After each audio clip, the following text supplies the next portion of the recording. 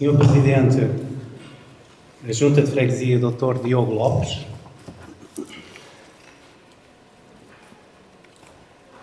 Senhora Doutora Elizabeth Pinto, em representação do Senhor Presidente da Direção da Sociedade Martim Sarmento,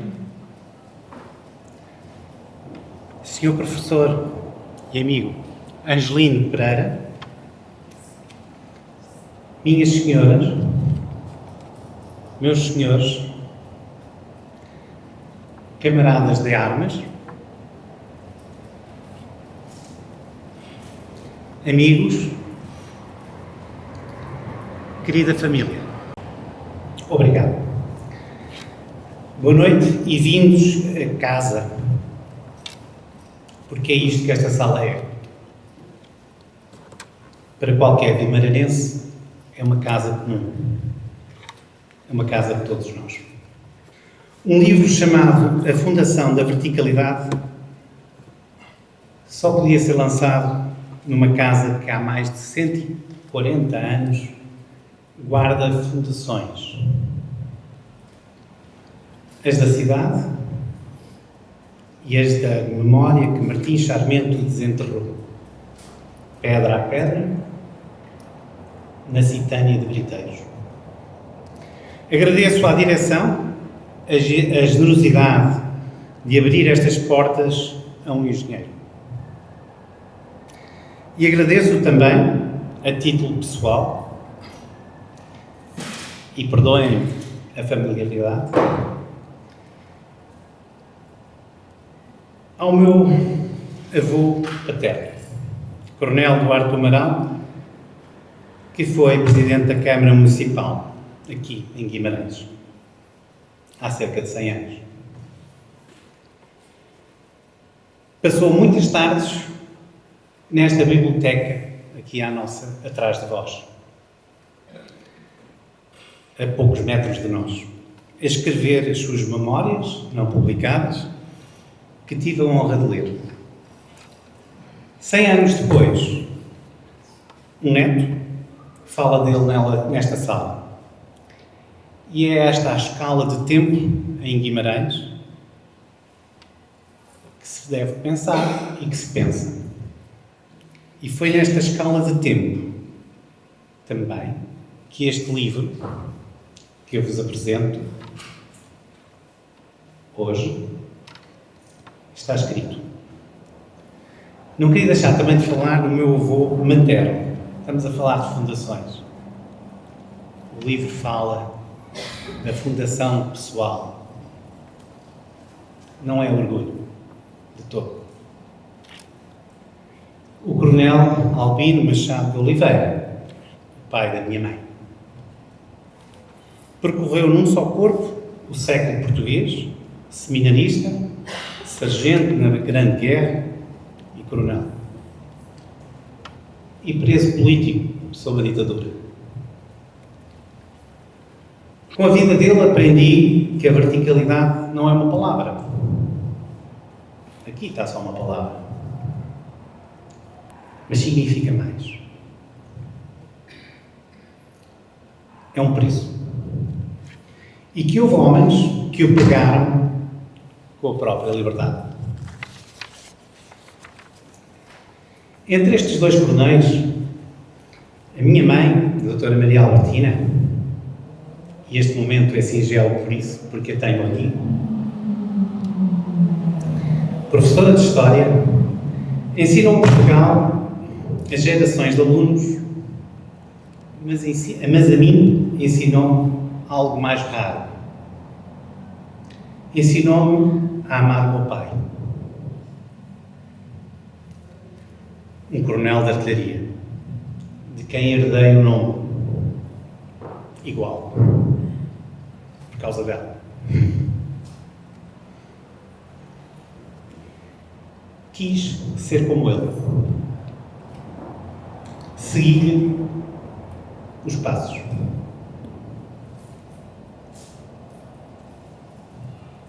A quarta espada é em linha direta, mais de 100 anos. Estive na Academia Militar e após 35 anos nas transmissões, Passei por Timor-Leste, onde fui soldado e onde regressei anos mais tarde como conselheiro de um Estado a nascer. Comecei por estar lá em 2000. E no dia em que me tornei aquilo que em criança conheci no meu pai, que aprendi a amar com a minha mãe, dei essa missão por cumprida e tomei a decisão mais improvável da minha vida. Escolhi nada. Recomecei do zero. Guardem esta palavra, o nada, porque ela regressa no fim deste livro.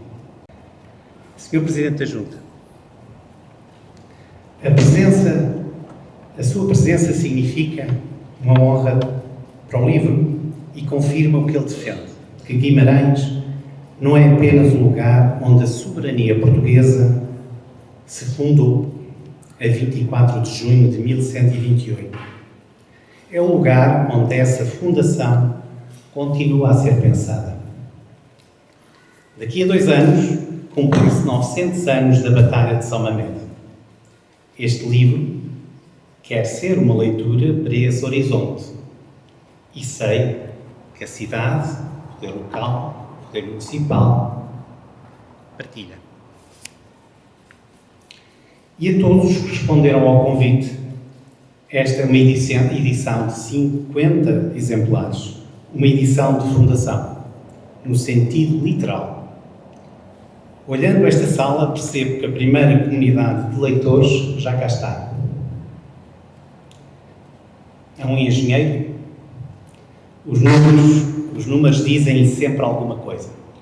50 leitores certos valem mais do que qualquer tiragem. Estive calado quase 50 anos. Tenho 54. Este livro é o fim desse silêncio.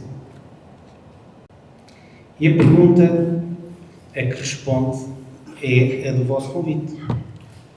Na revolução da inteligência artificial, como dominá-la sem ser dominado? Mas um livro não se apresenta a si próprio. E tive a fortuna de encontrar quem o compreendesse antes de mim. O professor Angelino Pereira leu esta obra como ela pedia para ser lida, com exigência, sem complacência e com aquela liberdade de quem não deve nada ao autor. Fez ao texto o maior favor que se pode fazer. Levou-o a sério.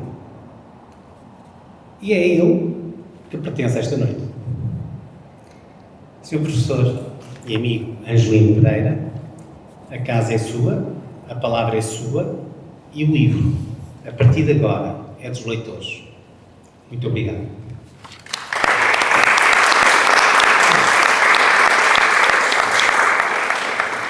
Os cumprimentos estarão feitos já para o autor.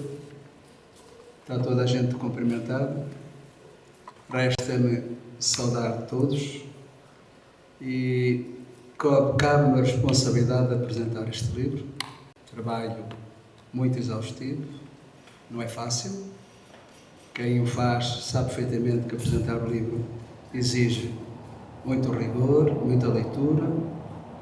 E agora eu fiz também para este livro o prefácio. Daí que eu convido as pessoas que têm o livro que me acompanhem no prefácio, porque é um bom encaminhamento, é uma boa introdução para o que eu vou dizer assim. A soberania começa onde o ruído acaba. Uma das advertências de Gaspar do Amaral, ver o capítulo 9. Podemos começar com esta frase entre tantas escritas neste livro e que chama a atenção para a necessidade de encontrarmos o nosso eu, perdido no ruído do mundo e na aceleração de afazeres que nos consome, preocupados por encontrarmos o patamar máximo da felicidade, enquanto nos esquecemos do outro, o caminho para chegarmos entre nós, onde mora a verdadeira felicidade. Mas cada vez mais dispersos no mundo, onde nos perdemos e tantas vezes nos expomos demais, entregando tudo até a nossa alma. Bem como dizendo o escritor, sociólogo e jornalista pernambucano Alberto Cunha Melo, eu não devia ter postado tudo na cidade. Algo devia ter deixado escondido na floresta. Este livro de Gaspar do Amaral interroga-nos, questiona-nos e desafia-nos a aceitar uma vida mais moderada e mais privada, construindo barreiras que nos protejam da toxicidade do mundo. Convida-nos para momentos de silêncio, onde é preciso ligar todas as conexões que nos absorvem e dominam, sem a de admitirmos, mas tomados por sistemas que insistem em transformar-nos em estereótipos que nos fazem irracionais, seres execráveis de nós mesmos, embarcando na transformação de monstros que a sociedade produz e depois detesta, quando a formatação não fica completa em obediência total. Um sem número de frases de grandes pensadores e humanistas são referidos neste excelente livro do Pensar, que nos conduz para tempos de reflexão tão necessários e urgentes para não perdermos a autenticidade e a autonomia. E voltando a citar Gaspar do Amaral, no seguinte arranjo semântico, os saberes humanísticos e considerados inúteis pela sociedade tecnológica são essenciais para a preservação da dignidade humana. Sem eles, tornamo-nos robôs eficientes, mas sem alma. É preciso preservar a memória do tempo e de nós mesmos na defesa final da alma no início da parte 4. A pedra angular, Gaspar do Amaral tem uma frase excelente para a sua fundação da verticalidade. O leitor não é um problema técnico a ser resolvido pela máquina, nem um recurso a ser otimizado pelo mercado. O leitor é um mistério que deve ser vivido. O perigo não é a máquina tornar-nos conscientes e destruir-nos, como no mito de Hollywood. O perigo real é muito mais insidioso, é nós adormecermos ao volante e aceitarmos a alucinação estatística da máquina como verdade. Ver no capítulo 5, escrito por Gaspar do Amaral, a máquina não tem sonhos, não sente dor, porque não vive emoções nem as sensações de um pulsar de um coração tomado por um grande amor.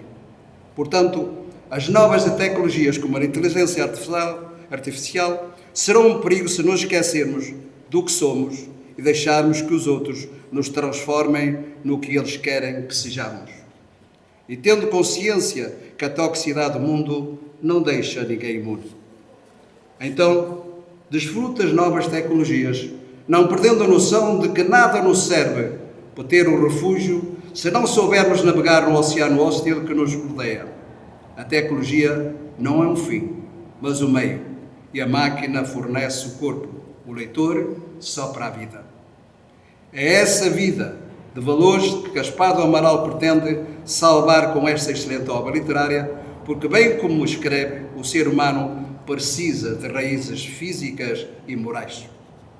Este livro de pensamentos e alertas com o título da Fundação da Verticalidade pretende combater o caos em que vivemos. O caos não nasce do nada. Na maioria das vezes ele vem de uma desordem de princípios, quando não existe verticalidade. Não tem eixo, cada coisa puxa para seu lado, tudo entra em nada, é hierarquizado. A fundação é interna, a construção é o mundo. Gaspar do Amaral chama a atenção para a necessidade de pensar e não se deixar levar pelo facilitismo da inteligência artificial que pode manipular e impedir que o homem realize os seus sonhos.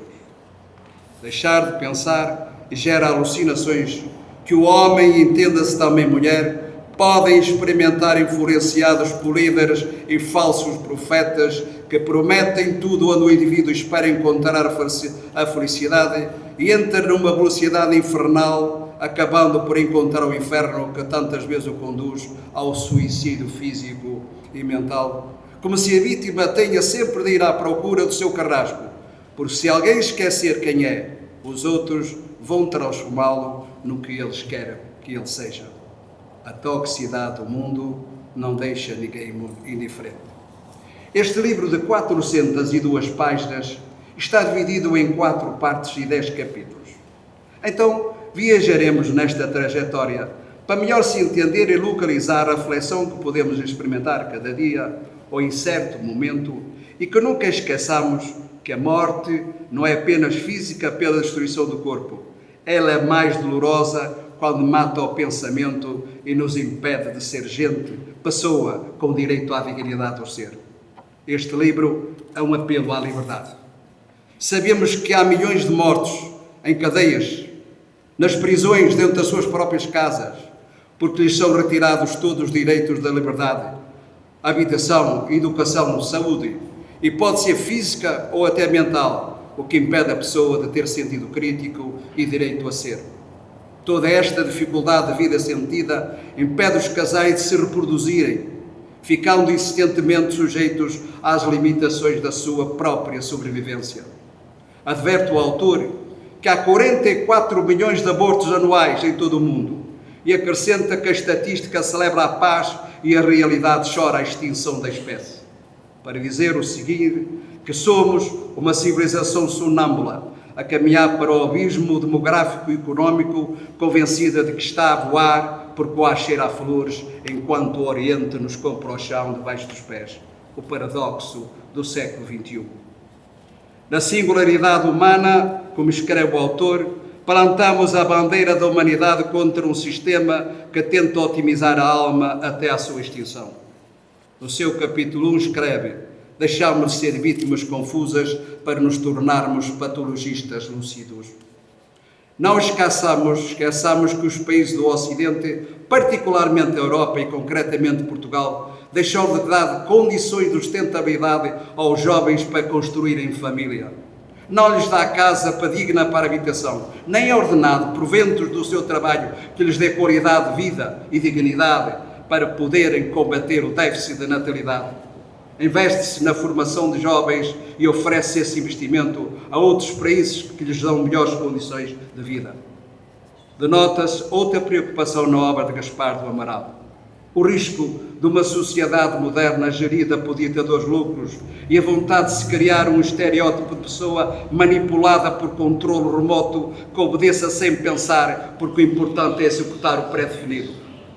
Os canais de comunicação têm ao seu serviço comentadores que são orquestradores da opinião, tentando intoxicar a opinião pública, conduzindo pensamentos para os caminhos apontados pelos mídia, retirando o sentido crítico às pessoas de menor literacia, porque temos um grande problema que parece agravar-se com as novas tecnologias. Segundo o estudo da OCDE, a Organização para a Cooperação e Desenvolvimento Económico, em 2025, cerca de 40% a 46% dos adultos em Portugal, dos 25 aos 64 anos, só consegue compreender texto muito simples e realizar cálculos básicos, tendo dificuldade em interpretar a informação mais complexa, colocando Portugal entre os países com mais baixo nível de literacia, atrás da média da OCDE. Esta é a situação que talvez interesse mais ao poder económico e político. Ter gente com preguiça de ler, sem sentido crítico, gente acomodada, sustentada pela lei do menor esforço, é facilmente manipulada pelos poderosos que se acham donos do mundo. Como se lê do arquivo moral de Gaspar do Amaral, o que está na nuvem pode ser apagado, o que está na sua estante é eterno. E continua: quando a tirania cheira a rosas, apenas os santos sentem o cheiro do funeral. Enquanto numa filosofia de vida atual temos neste livro conselhos que adverte o leitor para um mundo tóxico de informação manipuladora, de mentes, com objetivos bem concretos para fazer da pessoa que nada seja, e ajuda o leitor a ganhar consciência do mundo traiçoeiro e manipulador em que vivemos, com a ameaça da aniquilação total do ser. Como escreve Gaspar do Amaral, as grandes burocracias não têm rosto e, portanto, não sentem vergonha nem amor. E também porque vivemos numa era de alucinações, onde o dinheiro é um dígito num servidor, a amizade é um like e a verdade é um algoritmo. Do capítulo 2 deste livro pode ler-se: O individualismo é demasiado frágil para resistir sozinho à toxicidade do ambiente. Numa filosofia verde, nós não protegemos o planeta com a humanidade por lermos tratados abstratos sobre direitos globais. Nós protegemos o que amamos, o que conhecemos, o que nos pertence. A responsabilidade moral nasce no apelo local, não do desapego global, como nos dizer de Roger Scruton. No capítulo 2, e num plano de engenharia humana, temos de construir a arca, a estrutura da autonomia capaz de flutuar sob um dilúvio estatal, porque ninguém morre por um mercado comum, morre-se por quem se ama. Neste mundo em que vivemos, quase tudo falha, porque a instituição família perdeu a sua origem tradicional, onde se aprendia valores da humanidade. O caminho certo é o da elevação pessoal, que conduz ao sucesso e ao desenvolvimento de um país que sabe respeitar o trabalho de cada cidadão de forma justa. Pessoas felizes no trabalho são pessoas felizes na família, e a sociedade tem o dever de criar condições para que todos possam ser felizes. Infelizmente, a toxicidade, a inveja e a ganância estão a matar milhões de pessoas de forma física e psicológica em cada dia que passa da nossa história de vida em desassossego neste mundo materialista e irracional. O ato mais revolucionário não é utilizar armas, mas simplesmente recusar participar na farsa. Como escreve Gaspar do Amaral no capítulo 3, viver no mundo de hoje exige leitura, formação de sentido crítico, para não se deixar intoxicar por um discurso perverso que não reduz a nada, manipulados por nada, nesta vontade de manipular tudo. E recordo que de nada nos serve ter um refúgio se não soubermos navegar no oceano hostil que nos rodeia. Nada adianta ter muito de material, porque a fidalguia não se define pela posse de terra, mas pela linhagem através de uma essência precedente que legitima a existência social do indivíduo. Mesmo que o meio do nascer seja pobre e a sua pobreza material não é uma fatalidade, porque através da sua formação cultural pode ser grande fidalgo do saber. Gente com pouco de material pode viver com muita riqueza de enorme caráter, generosidade, humor e força. Como lhe dizia dos meus avós, não se mede a grandeza de alguém porque tem, mas pelo que é.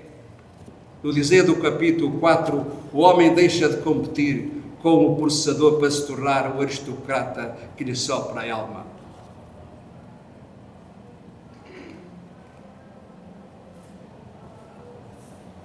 Opiniões contraditórias e afins obrigam-nos a pensar e chegarmos à conclusão do escrito no capítulo 5.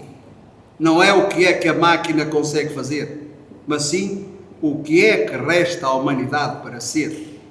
Num mundo onde a perfeição técnica tornou-se uma mercadoria gratuita e vulgar. A máquina escreve sem erros e desenha sem falhas, mas o único luxo real é a matriz humana. Como no dizer de Gaspar do Amaral, o currículo do futuro deve premiar o risco intelectual. Acreditando numa verdadeira andragogia que dota o indivíduo de um conjunto de técnicas, métodos e princípios focados na educação dos adultos, diferente da pedagogia direcionada para as crianças, porque a andragogia parte do princípio de que os adultos são autónomos, possuem muita bagagem de vida e aprendem melhor quando o conteúdo é prático e aplicável imediatamente ao seu cotidiano. Por isso, a necessidade de uma boa formação, preparando as pessoas para os confrontos que inevitavelmente vão ter com algoritmos que paradoxalmente serão produzidos pelo poder. A máquina domina os manuais técnicos e o homem tem-se dominar a alma, porque o futuro não pertence ao processo mais rápido, pertence a quem sente mais profundamente. Tudo o que até agora foi dito chama a atenção das pessoas para o grande conflito que hoje existe nas relações do poder que governa tantas vezes desastrosamente. E o povo que sofre os efeitos de uma ganância desenfreada e desumana, insensível à dor, aos sofrimentos mais vulneráveis, dos que produzem sem direito à dignidade e respeito pelo trabalho que cria a riqueza dos grandes senhores. Para termos hoje uma distribuição mundial profundamente desigual. 10% da população são os mais ricos e têm cerca de 75% da riqueza global, enquanto uma parte mais pobre da humanidade possui apenas 2%. Esta concentração extrema significa que uma elite de cerca de 60 mil pessoas possui mais riqueza do que 4 mil milhões de pessoas mais pobres juntos. E em Portugal, 10% são os mais ricos e detêm cerca de 60% do património total do país, uma das taxas mais elevadas da União Europeia. No topo, apenas 1% da população detém aproximadamente um quarto de toda a riqueza nacional. Na base, metade da população portuguesa, com menos recursos, detém uma percentagem muito reduzida do património global, resultando numa taxa de risco de pobreza fixada em 15,4%.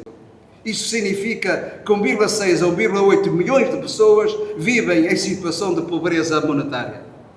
O limiar da pobreza corresponde a um rendimento mensal líquido equivalente a menos de 723 euros por adulto. Neste livro há um desafio constante para contrariar as políticas economicistas globais. Como no dizer de Gaspar do Amaral, precisamos de embarcar numa nova arca, não a de Noé, mas a da fé de reverter tudo e construir uma arca com casco íntegro, porque não queremos uma embarcação de elite, o que não passará de uma caixa flutuante. Queremos uma arca de gente inteligente, porque de nada servirá a potência do motor ou a astúcia do navegador se o navio se desfizer estruturalmente ao primeiro embate. Gaspar do Amaral acredita que podemos construir um mundo mais solidário e mais justo se crescer a formação, a solidariedade e a literacia. E numa lógica da analogia entre o ser e o ter, entre o sonhar e o fazer, entre a utopia e a realidade, entre a integridade e a corrupção, entre o ódio e o amor, a solução é de vencer os verdadeiros valores da humanidade. O que pode salvar a humanidade, ser homem, ser gente, amar da mesma medida que se ama e num confronto constante com a piedade impopular. O caminho certo é o caminho do amor, porque o amor é uma experiência única e pessoal, difícil de quantificar e replicar. E, portanto, sendo um sentimento humano, jamais a inteligência artificial substituirá a máquina mais perfeita, obra do Criador. E porque jamais o homem substituirá a Deus, apesar da sua grande ambição, ganância e inveja, sentimentos que contrariam a perfeição do Criador Supremo. O mercado diz-nos para trocarmos de parceiro, conforme conveniência. Mas nós dizemos não porque, na tempestade, a lealdade é a única estrutura que não cede. Porque o amor é visto como uma conexão profunda e transcendental, só possível apenas entre seres humanos. Como escreve Gaspar do Amaral, o líder indispensável não gera equipas, ele edifica cidadelas. O líder indispensável não usa os dados, mas nunca abdica do julgamento final para entender que os algoritmos não têm capacidade de perdão. Precisamos saber gerir o tempo. O tempo será sempre o tempo de cada um e nada mais. Quem não gera o seu tempo na vivência do seu espaço, não controla a sua própria vida. Todavia, podemos dominar o nosso espaço erguendo barreiras físicas e intelectuais, mas acabamos sempre por descobrir que somos escravos por queremos alcançar rapidamente o que consideramos ser um espaço feliz. No entanto, somos servos do tempo e da máquina e sofremos porque a alma humana, tal como a terra nos sustenta, possui um ritmo biológico inegociável que não tolera esta aceleração artificial. E conforme Gaspar do Amaral escreve no capítulo 7, vivemos no presente perpétuo, histérico e fragmentado, como no tempo de ser, um rio que flui com direção e propósito, mas para se tornar uma chuva de granizo. Porque eventos isolados, constantes e agressivos que nos bombardeiam sem cessar, num mundo acelerado e caótico, onde tudo parece acontecer ao mesmo tempo, bem e mal, e não há mais um fluxo natural e tranquilo numa era de desinformação e fragmentação. Tudo isto pode levar a uma sensação de ansiedade e desorientação. É preciso desconectar, isto é, encontrar momentos de silêncio, que é tudo, para nos reencontrarmos e termos capacidade para nos focar no que é realmente importante e deixar o resto para trás. Prestar atenção ao presente e não deixar a mente dispersar. Manter a integridade e a autenticidade é um grande feito num mundo que muitas vezes valoriza a aparência em vez da substância. Este livro de Gaspar de Amaral convida à reflexão sobre as coisas para ajudar a manter a clareza, a capacidade de se manter fiel aos outros e comprometer-se com as causas justas e muito importante para a aceitação e respeito pelas diferenças no sentido de uma convivência política, pacífica e enriquecedora. O ritmo a que nos obrigam impede a nossa contemplação. Viajamos no tempo sem saborearmos a paisagem, a natureza que nos rodeia. O capítulo 8 chama a atenção para os perigos de vivermos na doença da pressa. Sem a capacidade de morar o olhar, resta-nos apenas o processamento de informação, mas nunca o conhecimento. E como escreve Gaspar do Amaral, corremos não porque temos um destino, mas porque temos medo de parar. É preciso estar e permanecer. O ser humano tem necessidade vital de raiz de pertencer a um solo, uma comunidade moral estável. O desenraizamento pode revelar-se uma doença mortal da modernidade.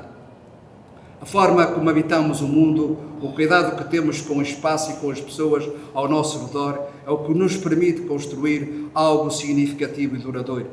E diz-nos Gaspar do Amaral, sem a capacidade de permanecer, morar num problema ou numa estratégia, não há construção possível, há apenas a acumulação de escombros. E acrescenta, a aceleração digital arranca-nos do solo, transformando-nos em turistas da nossa própria existência. Assim, o autodomínio é a capacidade suprema de reinar sobre o seu próprio interior.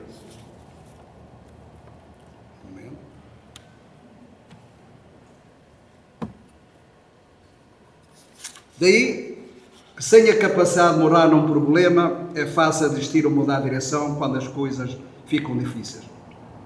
É preciso persistência e resiliência.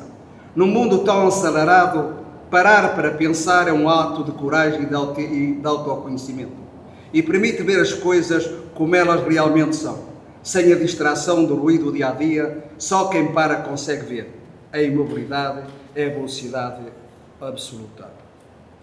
Como escreve Gaspar do Amaral, a maioria da urgência resolve sozinha ou perde a importância nesse intervalo. Quando interagimos com o mundo ao nosso redor, estamos a cultivar a presença e a atenção, o que nos permite absorver e apreciar mais as experiências. O pior é que ninguém consegue ligar das redes sociais com todos os equipamentos de conexão, o que nos leva a levar mais tempo aos outros que a nós mesmos. Largamos tudo quando toca o telemóvel, mesmo interrompendo coisas importantes para atendermos quem nos incomoda por uma coisa estúpida, roubando momentos da nossa vida e da família. A rede apanha o peixe porque está parada. Como higiene da nossa privacidade, propõe-nos o autor no capítulo 9, devemos agir com silêncio como a derradeira arma da estratégia. Se a mente é uma praça pública onde qualquer notificação entra sem bater, ninguém é dono da sua casa, apenas o porteiro abrindo sem abrir. A ideia é criar uma fronteira ou um limite sem necessariamente fechar ou bloquear completamente o controle e discernimento numa ideia de abrir sem abrir. Sugere-se uma abordagem consciente e seletiva sobre o que deixamos entrar em nossa mente e vida. Uma reflexão sobre a importância de ser seletivo e consciente sobre as influências e informações que nos rodeiam. O trabalho mantém-nos demasiado exaustos para questionar o sistema, mas quem não grita é o único que é ouvido. A civilização e o progresso dependem do lazer e não do labor incessante, como disse Russell. Podemos aqui recordar o pensamento do grande filósofo Leonardo Coimbra. Só existe verdade aquilo que o pensamento consegue justificar. Construindo ciência, arte, moral, filosofia, religião, tudo obras do pensamento da pessoa. Para criar precisamos de silêncio para pensar. Para qualquer edificação é imperativo garantir que o solo humano não ceda à compressão do sistema. Foi assim em Guimarães, em 24 de junho de 1128. Afonso Henriques executou a função lógica primordial e compreendeu que a soberania não se pede, funda-se. Portugal não nasceu do consenso, nasceu de uma ruptura violenta com a lama da dependência.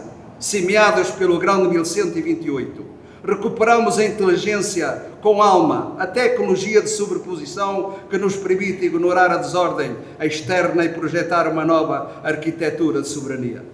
É necessária a estabilidade de um sistema soberano, definida por a relação entre a vontade organizada e a resistência do meio. Se a vontade é fragmentada, o sistema consome-a. Se a vontade é vertical e técnica, o sistema é subjugado. A cura para a patologia da época não é a esperança. Essa é o ópio dos derrotados, assim a engenharia da ordem. Aquele que domina os odores, dominará o coração dos homens. Hoje, o sucesso é simulado através de indicadores de conformidade e métricas de virtude institucional. Estes indicadores não medem saúde, medem a resistência passiva de um corpo em decomposição. Por isso, toda a obra é uma interrogação constante à nossa consciência de ser, pensante. De onde viemos? Como somos? E o que seremos no futuro como pessoa humana? Será que a nossa continuidade está condicionada por um sistema artificial como é já presente a inteligência artificial, onde o nosso direito de pensar, opinar e agir estará limitado ou manipulado? Para o operador, a inteligência com alma é o único radar capaz de atravessar este bloqueio, enquanto a fidalga inteligência artificial processa o simulacro. Devemos focar-nos na semente, a realidade inegociável da terra, do sangue e da infraestrutura soberana. Se a nossa arca depende do simulacro para funcionar, ela não é um refúgio, é uma extensão da rede que nos quer processar.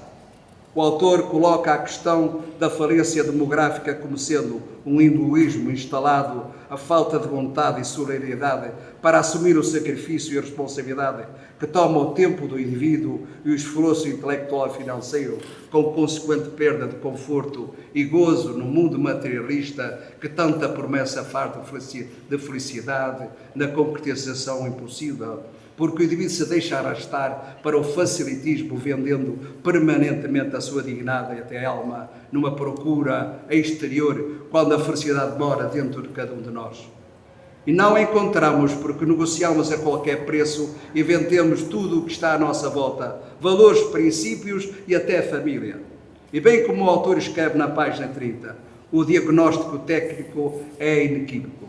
A esterilidade espiritual precede a causa, a falência demográfica. Um sistema que perde a vontade de se replicar já emitiu o seu próprio boletim de óbito. E se formos mais precisos, a sociedade está moribunda, entregue a um poder déspota, legitimado por uma ditadura institucional que elege de forma irresponsável, aplicando em tudo a lei do menor esforço. E no dizer de Fernando Pessoa, a única maneira de ter sensações novas é construir uma alma nova. Viver é a coisa mais rara do mundo, mas a maioria das pessoas apenas existe. Com a experiência da minha idade, penso como António Lobo Antunes escreveu: a vaidade e a inveja desaparecem com a idade. Com o passar do tempo, há dois sentimentos que desaparecem: a vaidade e a inveja. A inveja é um sentimento horrível. Ninguém sofre tanto como um invejoso. É a vaidade, e a vaidade faz-nos pensar no milionário Howard Hughes. Quando ele morreu, os jornalistas perguntaram ao advogado: quanto é que ele deixou? E o advogado respondeu: deixou tudo. Ninguém é mais pobre que os mortos. O risco real para as pessoas que podem sobreviver com guerras e armas nucleares cada vez mais devastadoras, colapso climático, pandemias sucessivas, porque nenhum destes males tem validade global e até parece que se vive num período mais pacífico da história da humanidade. Em números absolutos, mortes por guerra per capita caíram muito desde 1945, o fim da Segunda Guerra Mundial. Mas a segurança hoje é menos bomba e mais desinformação. Através da inteligência artificial que está ao serviço dos senhores, das grandes plataformas da informação, que pode provocar a instabilidade de todos os setores da sustentabilidade humana, economia, água, energia. Quando a diplomacia falha, tudo treme de medo e pode perguntar-se, mesmo com toda a resiliência possível, comida, água, energia, quanto tempo se pode aguentar um choque? E por quanto tempo, quando ninguém mais sabe o que é real e as sociedades param de confiar? Sem confiança, bancos, eleições, justiça E quando trava tudo, gera-se um apagão global. E a inteligência artificial já controla redes elétricas, tráfego aéreo, hospitais, mercados financeiros. Alguém com sucesso malicioso pode roubar a rede elétrica de um país inteiro. Em escala global talvez seja ainda difícil, mas não é impossível. Tudo será dominado por inteligência artificial. A falência da humanidade no moderno, no pior cenário, é nós perdermos a capacidade de decidir junto em comunidade. A inteligência artificial vigia, polariza, substitui o pensamento crítico. E se a Maria delega o julgamento para o algoritmo, a humanidade vira passageira e não piloto. Portanto, quanto mais pessoas entenderem como a desinformação funciona, menos males ela causará. O risco maior é a morte por 1000 cortes. Cada crise de desinformação desgasta um pouco mais a democracia, a ciência, a confiança e até o dia seguinte que temos para reconstruir. Portanto, a família, comunidade base de soberania e resistência, tem de assentar na inteligência e monitorização dos dados técnicos e não de narrativas. Por isso, Gaspar do Amaral escreve na página 67 desta surpreendente obra: a salvação reside na capacidade de rejeitar a anestia. Reside na coragem de olhar para um gráfico de crescimento e cheirar a inflação real e ouvir um discurso sobre valores e cheirar a desmantelamento industrial. Para isso, é preciso rejeitar o leitor do sono, da necrose, para a vigília do líder indispensável. A cura para a sociedade é o rigor técnico aplicado à defesa da própria vida, a linhagem, tendo como ordem do dia: não se constroem catedrais sobre pântanos. Se o solo sob os teus pés é necrose do sistema, a tua primeira obra é fundar um novo solo. Esta obra chama a atenção para os riscos da dependência digital, necessidade de ligar ao router, Wi-Fi durante 12 horas para se poder redescobrir o tédio para dominar a mente, a necessidade de criar pensamento, como o autor escreve na página 74, reativo ao teu instinto biológico, compromete-te a nunca mais aceitar uma mentira perfumada. A partir de hoje, tu não consomes a narrativa, tu detectas a anomalia. Termino com o agradecimento especial ao Giro Gaspar do Amaral, pela partilha, confiança e amizade. E desejo que este livro, uma obra de excelente qualidade, alcance o finito do amor.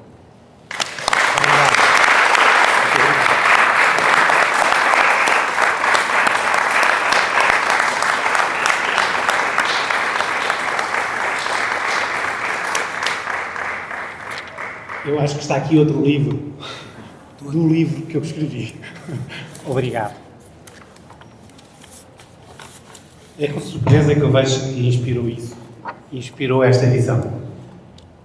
Aquilo que eu agradeço ao meu grande amigo, professor Angelino Pereira, à generosidade deste prefácio e às palavras e emoção que acabámos de ouvir,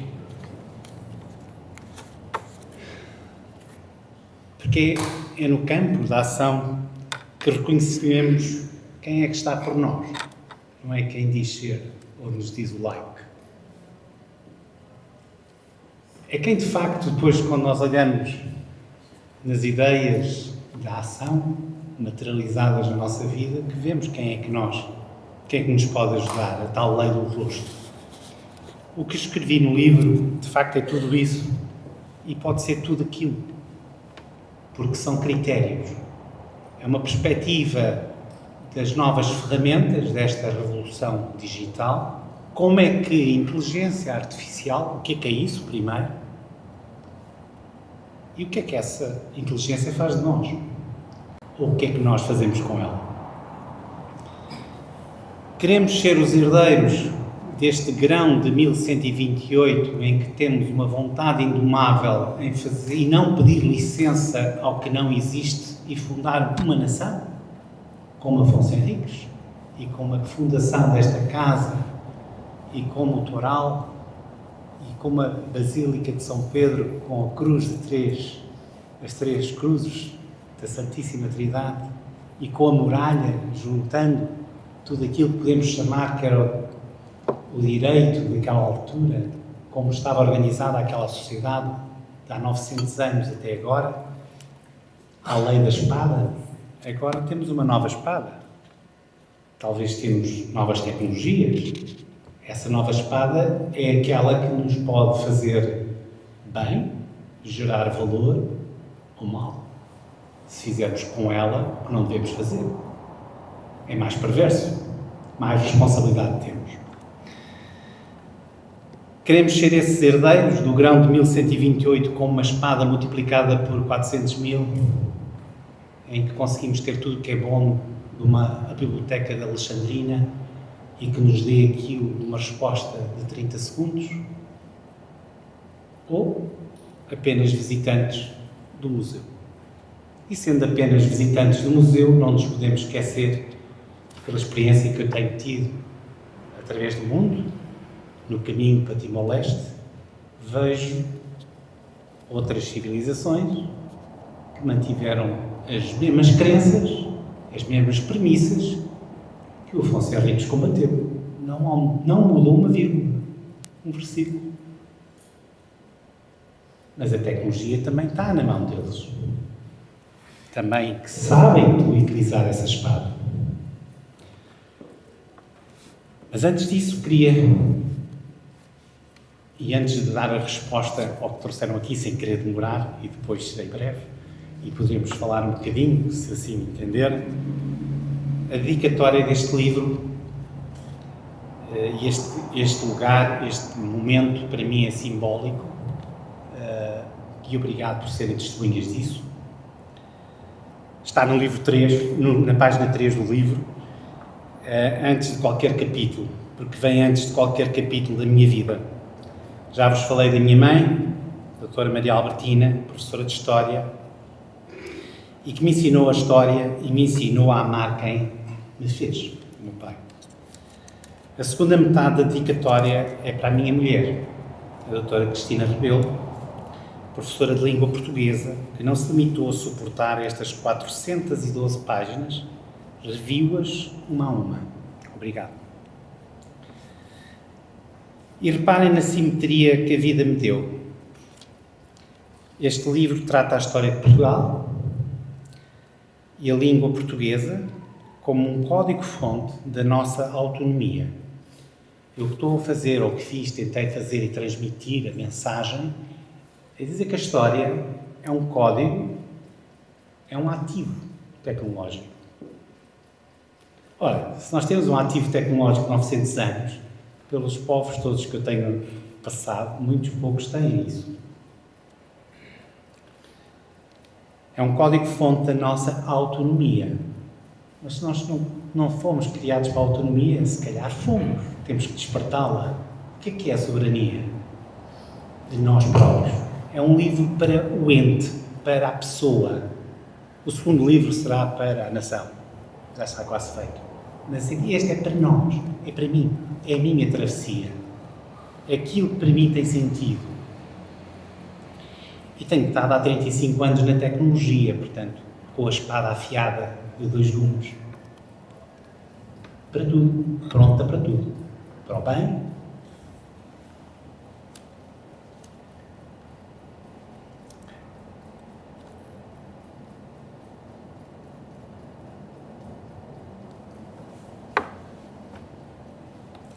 O convite que vos trouxe aqui promete uma resposta. Na revolução digital da inteligência artificial, como dominá-la sem ser dominado? O que é de facto a inteligência artificial, dita por um engenheiro? Ela nasceu em 2022, mas já existia desde 1960. Não tenho entusiasmo para vender, nem o pânico de quem teme alguma coisa que a IA possa fazer. A IA generativa não pensa, calcula, como o matemático Leonardo comigo.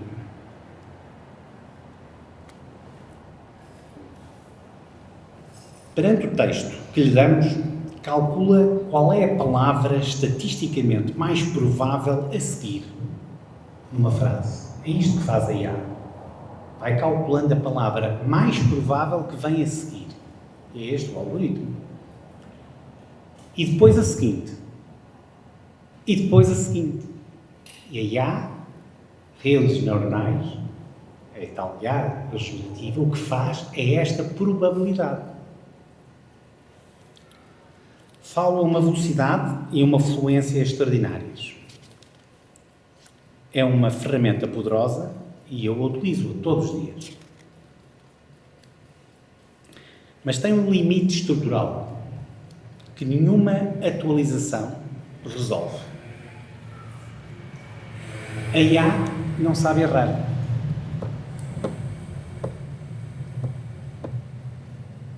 Quando falha, falha com a mesma confiança com que acerta.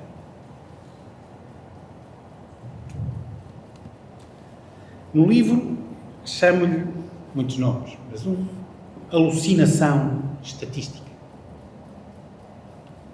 A máquina não tem intenção. Ela calcula a probabilidade da próxima palavra, depois da seguinte e depois da seguinte. Ela não tem intenção. Não tem contexto moral. Está a calcular. Não tem porquê. Tem apenas, e é muito, um como. Como é que se é dominado pela inteligência artificial? Não é como Hollywood ou Netflix. O perigo não chega com máquinas conscientes que nos destroem, porque ela está a calcular qual é que é a probabilidade da palavra seguinte. Ela chega pelo ecrã, do telemóvel, do iPad, da televisão, o que for, pelo YouTube, pelo Instagram, o feed que decide o que vemos a seguir. Portanto, esta probabilidade é que vai decidindo aquilo que nós vamos vendo a seguir, que temos no ecrã. E o perigo real, muito mais discreto, é adormecermos ao volante. Aceitarmos a resposta da máquina como verdade. Epá, aí já tem razão. Sem verificar. Deixarmos que ela decida o que lemos, o que compramos e o que pensamos. Um breve comentário. Estamos há 200 anos a aprender a estudar, a ir para a escola, a ir para a universidade. E a fazer o quê? A dar respostas.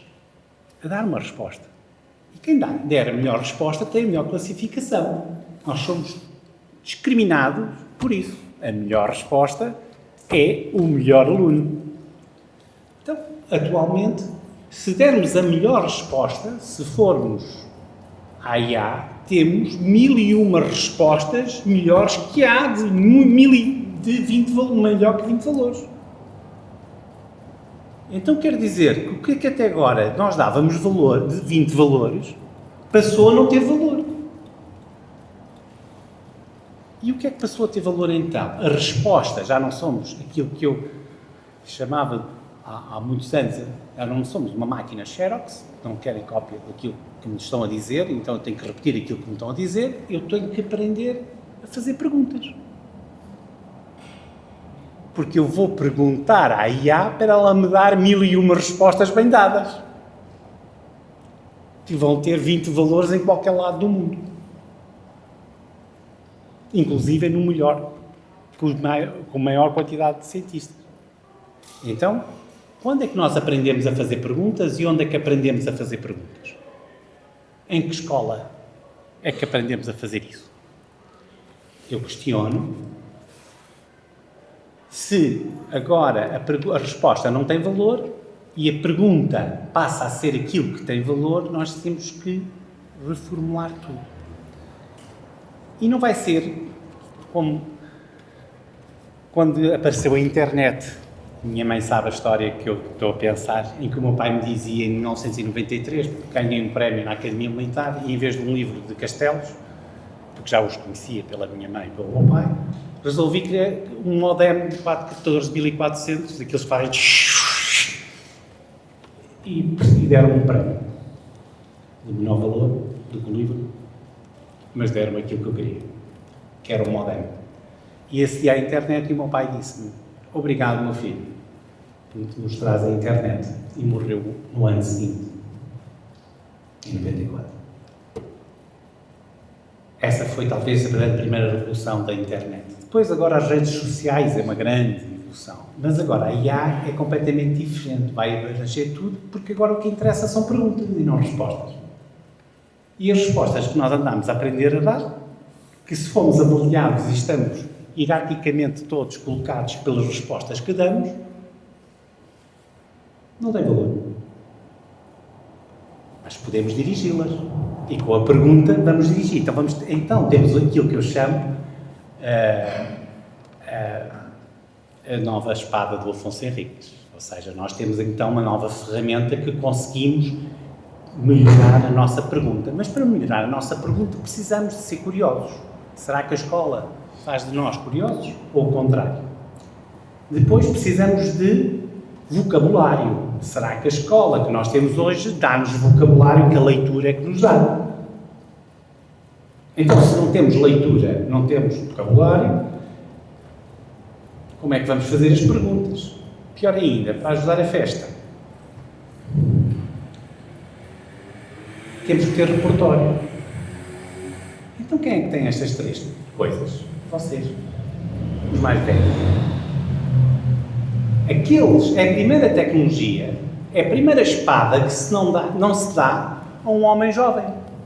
Porque o homem jovem tem força para pegar na espada e dar com ela. Mas esta espada é para aqueles que têm força para dar com ela. Mas com vocabulário, com experiência de vida e com repertório. Para quê? Para poder, naquilo que eu defini no capítulo 7, a nova aristocracia digital. O que é a nova aristocracia digital? A IA é a fidalga. E o algo somos nós, seres humanos. Graças a Deus, e eu pedi essa bênção papal, através do anúncio apostólico, para este nosso momento. E o que acontece é que, se nós queremos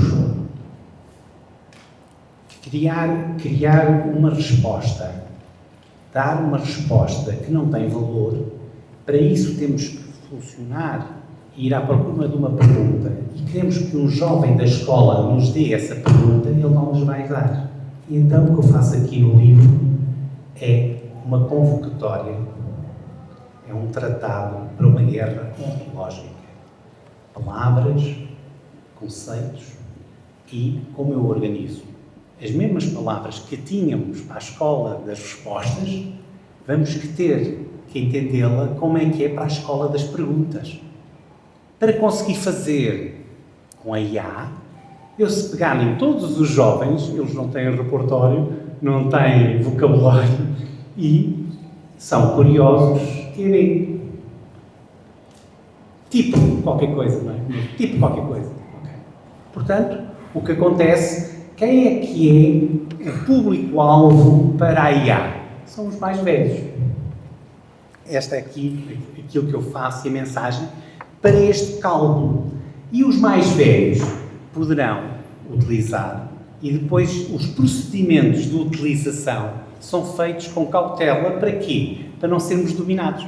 Porque ao fim e ao cabo depois somos dominados se adormecermos ao volante da IA. Porque depois nem vamos ter volante, porque não é preciso. O carro leva-nos para qualquer lado. Mas podemos ser mais humanos e sermos, se calhar, eu com a IA, e é uma coisa que me tem acontecido, consigo poupar 3 horas, quase 4 horas por dia. O que me parece que é muito bom, e tem sido, para conseguir fazer várias coisas. E isso pode ser bom para toda a gente, mas para isso é preciso entrar e não ter medo da IA. E a mensagem que tento dar é essa de não ter medo do erro. O erro é humano, porque a máquina não erra. E então, o que eu digo, se a inteligência artificial calcula, então vamos fazer o incalculável, que é o erro. Mas não é o erro aleatório, é um erro que é humano, no sentido da máquina que só vê média. Eu acho que a IA vai fazer coisas fantásticas que são medíocres, abaixo da média. Porque todos nós vamos dar respostas que nunca ninguém as deu.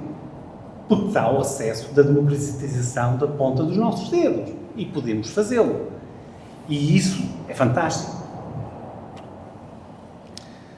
E há um teste que cada um de nós pode fazer, ainda hoje, é olharem para o vosso dia e marcarem tudo o que é processar, organizar, calcular, por exemplo, responder ao correio do eletrónico, se estão a preencher tabelas, passar os dados de um lado para o outro. Se a vossa atividade hoje, durante o dia de hoje, for esta,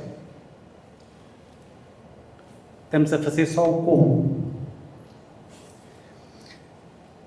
Se mais de metade do dia for a fazer o como, estamos em risco.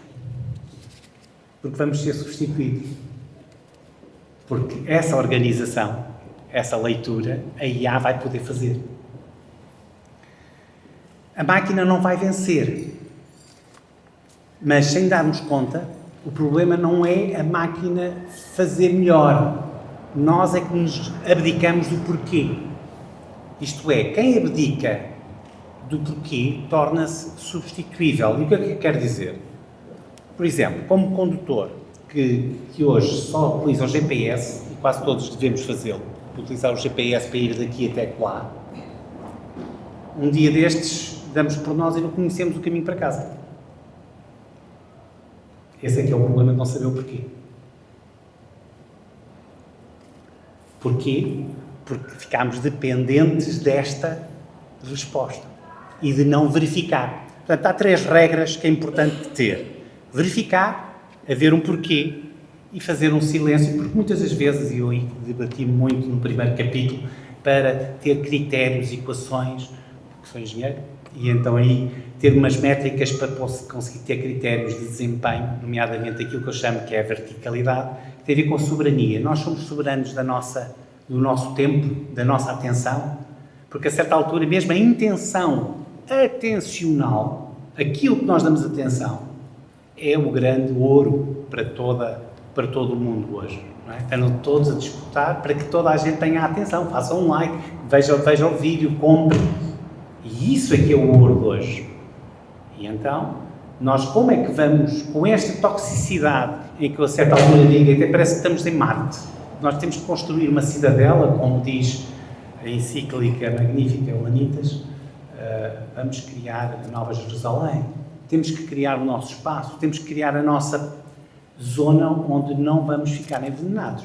Se repararam na música, tem um verso que eu vou pedir para ser declamado, mas quem não fizer estas 3 coisas, verificar, ver o porquê e ter o silêncio,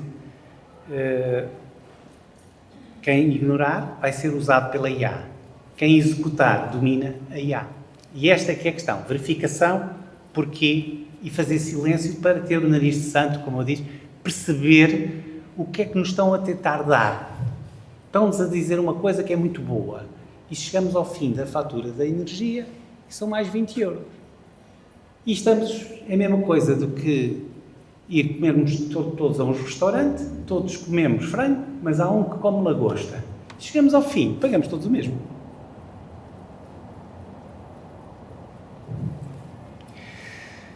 Termino onde tudo começou, aqui.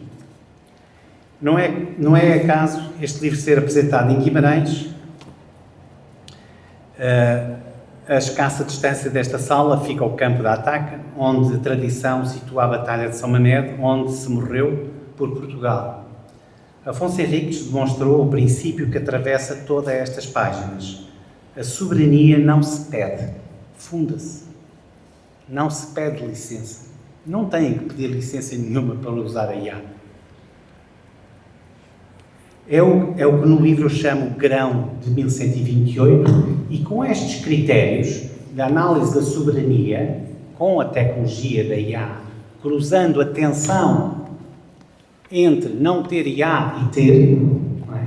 Ajuste 3, o que quer dizer é o quanto nós soberanos somos em 1128, a 24 de junho, ou em 1580, no pleito sucessório em que entrou a crise filipina, ou hoje, ou na Guerra Colonial.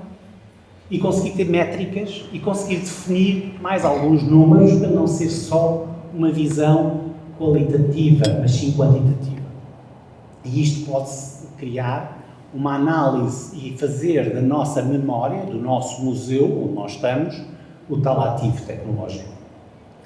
A história é tratada não como uma recordação numa vitrina, mas como um ativo, um código que ainda podemos executar, pois a execução é nossa com aquelas 3 regras. O porquê com que Afonso Henriques fez Portugal, cada um de nós é chamado a encontrá-lo na própria vida, diante das novas máquinas da revolução digital. Esta é uma fundação interna que começa por nós, para estarmos preparados a fazermos a pergunta, para termos milhares de respostas e dirigirmos isso de uma forma que nunca ninguém dirigiu, porque todos os outros até agora não tiveram esta espada que se chama IA, mas que saibamos pegar nela e usá-la e não magoar-nos com ela. O protocolo completo está neste livro, mas a execução deste protocolo é do leitor. Muito obrigado a todos e a passar a palavra à minha mãe para declamar o poema. Muito obrigado. Muito boa noite, muito obrigada a todos os amigos e a família que está aqui em grande número. O livro que hoje foi aqui apresentado, sem dúvida que, além de ser uma reflexão técnica, é, acima de tudo, uma reflexão humana. É a prova de que é possível unir o rigor científico com o pensamento crítico. Quando alguém, tu, meu filho, decide, de facto, quando alguém decide escrever sobre inteligência artificial, não está só a estudar códigos, está a pensar, digamos, no futuro de todos nós. Meu filho, obrigada por mostrares à tua mãe que a tecnologia sem consciência não serve. Obrigado por usares o teu conhecimento para acrescentar, não só para consumir. Que este seja o primeiro livro de muitos, e já sei que já está no prelo um outro. Mas este livro, sem dúvida, que começou por fazer a diferença. E agora sim, o teu poema. Cante-se agora o mastro levantado, não sobre as ondas, mas no sol firme. Por quem? Do simulacro. Já cansado, recusa que a vontade se confirme. Cessou o tempo do fado e do pecado. Deixe-se o medo que a alma desconfirme, que o grau de 1128 se ativa, em que decide que a linhagem viva. Oh, musas, que da Amora e Guimarães trouxeste o rigor e a disciplina, dai-me o verbo que vence o amanhã e a luz que na negrose ilumina. Fugindo às narrativas, vãs que o algoritmo cego determina. canto o líder indispensável, o engenheiro estratega, que à máquina o domínio não entrega.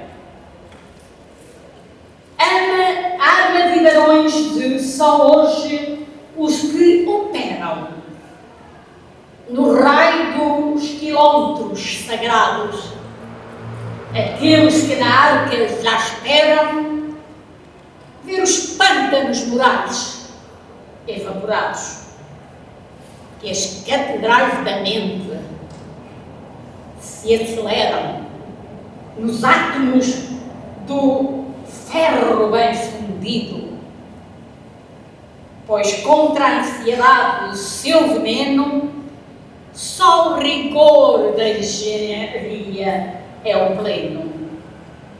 Proponho agora o domínio que no espaço impera, onde a ferramenta se faz extensão da vontade firme que a alma tempera, na forja constante da libertação. Cessa o simulacro,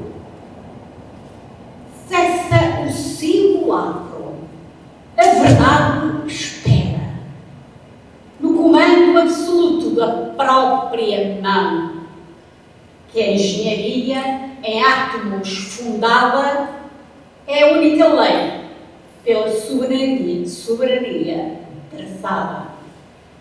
Advertência do espírito, esta ergue-se agora à cidadela interna, onde o ruído do mundo não alcança, pois se pressa algorítmica e inferna.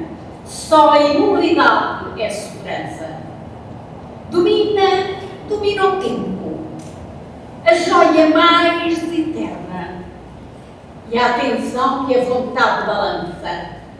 Se o espaço foi a força onde há é construído, o espírito, esse é o porto do líder destemido. Assenta-se em si a pedra angular, que o tempo sustenta e o ser define. Já não há mar que possas navegar sem que a tua luz interna te ilumine. Na identidade vês agora ou vens agora habitar, para que o algoritmo não te decline, pois cai o grão de 1128 resgatou na verticalidade o mundo, assim conquistou.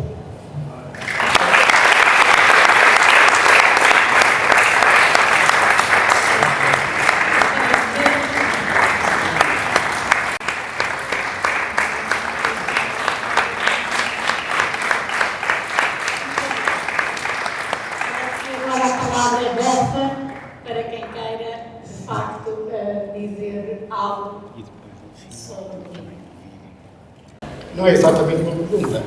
Eu confesso que sou quase que no auto-excluído das novas tecnologias. Das espécies como Novas tecnologias. as novas. O IA, conforme, de alguma forma, e não estou completamente esclarecido, é evidente, mas é uma coisa que me emocionou.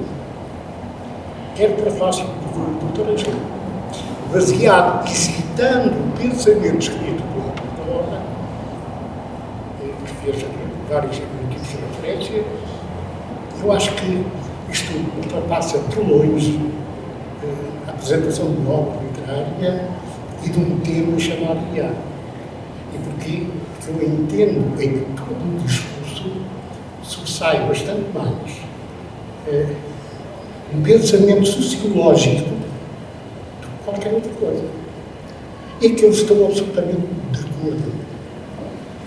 E compreendo quando diz que há que criar a tal sociedade aristocrática com capacidade para interpretar o que é o IA e saber usá-la.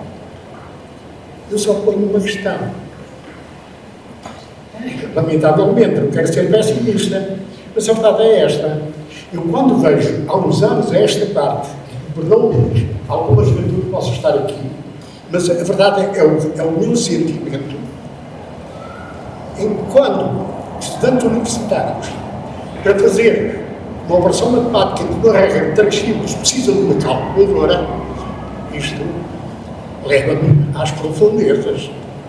Como é que se consegue criar uma sociedade aristocrática com capacidade de interpretar aquilo que a máquina, com os algoritmos, vão procurando a resposta e a resposta seguinte, e assim sucessivamente. E também se falou ao passar da literacia em Portugal, que nós sabemos que é de uma pobreza extrema, eu pergunto se as pessoas estão preparadas para poder saber interpretar e ter a capacidade de ser capaz de pôr questões à máquina, que não tem alma, nós felizmente temos-la, tem que estar absolutamente de acordo com tudo o que é. Porque, e até tenho medo de dizer a palavra, mas até dá a ideia, isto abstém-me de tudo o resto, dizer, bom, isto é tão fantástico que é uma utopia. Porque as sociedades ideais do mundo de hoje precisam disso. Quando é que teremos uma sociedade dessas? É a pergunta que fica. Obrigado. Muito obrigado. Eu posso tentar responder? Obrigado. A utopia poderá estar nos nossos olhos. Todos aqueles que somos, como aqueles que foram. Podemos, com curiosidade, com o sentido de auditor, verificar o que nos dizem e não acreditar. Eu, no livro, e o professor Angelim falou, digo que a esperança é o ópio de alguns. Se nós, e o que a construção é a engenharia, o que é isso? Temos que construir em pântanos, não é? E quando a minha mãe diz no poema, aquilo que eu escrevi, que é em pântanos, nós temos que construir solo para fazer infraestrutura, não é estar à espera que sejamos outros, porque continuaremos a ser os mesmos. Agora, nós somos feitos à imagem e semelhança de uma equação que eu chamo Deus. E sendo feito e acreditando que todos os dias podemos, com disciplina, criarmos umas novas perguntas para conseguir dar novas respostas, podemos criar em pouco tempo, que é o que está-nos a acontecer, coisas muito boas ou muito más. Mas aí é ter fé. Com um sinal de fé, consegue-se chegar. E sem fé é mais difícil. Mas eu sou dos números, sou engenheiro e prefiro ter a construção da fundação para que se consiga ter uma arca, ou seja, um navio que seja o suficientemente pequeno ou grande, mas que consiga cortar as amarras dos sistemas que estão montados e que vão afundar. E nessa altura, navegar. Mas estarmos preparados para isso é todos os dias aprendermos um bocadinho. E ao aprendermos um bocadinho, podemos ser grandes, porque, de facto, as respostas têm uma dimensão grande. A discussão de hoje da Anthropic e de outras empresas grandes é travarem o avanço da internet, da inteligência artificial generativa, da inteligência geral artificial, que é aquela que vai vencer tudo e todos e ninguém tem capacidade perante ela. E eu volto à minha questão, sim, mas é a probabilidade. Estamos a falar de uma sequência, de uma palavra, qual é a probabilidade da seguinte, e será sempre uma resposta. O sopro da vida do homem não é uma utopia. não sendo uma utopia, eu vejo a vida otimista, diferente desse ceticismo. E sendo otimista, eu consigo todos os dias melhorar e treinar como o Afonso Henriques. À próxima conquista. Obrigado.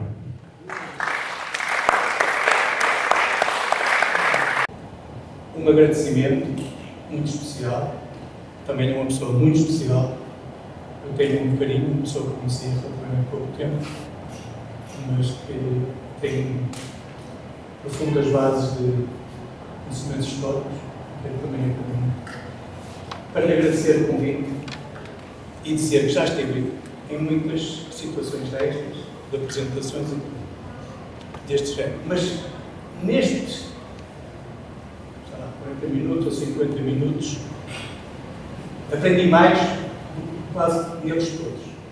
Saio daqui diferente, saio daqui melhor e um agradecimento, agora, depois deste reconhecimento, um agradecimento ao Sr. Tenente Coronel Gaspar do Amaral, e o Sr. Tenente sabe porque é que eu fiz referência a isso, porque na obra que aqui apresentou, e desculpem, com todo o respeito, que está aqui gente muito ilustre, gente muito competente, esta sala é magnífica e tem um passado incrível, mas permita-me que lhe diga, isto merecia uma audiência, não era de 50, era de 5.000 ou mais, num auditório, e acho e desejo que esta obra vai muito além do que está aqui, porque ela está assente numa exploração filosófica profunda sobre os males da sociedade, sobre as doenças da sociedade. Mas, com um pilar, eu considero, e por isso e sei que é isso que é uma questão familiar, é humanismo, está num pilar muito assente, num pilar, não em areias movediças, mas num pilar muito forte e muito seguro, que é o humanismo.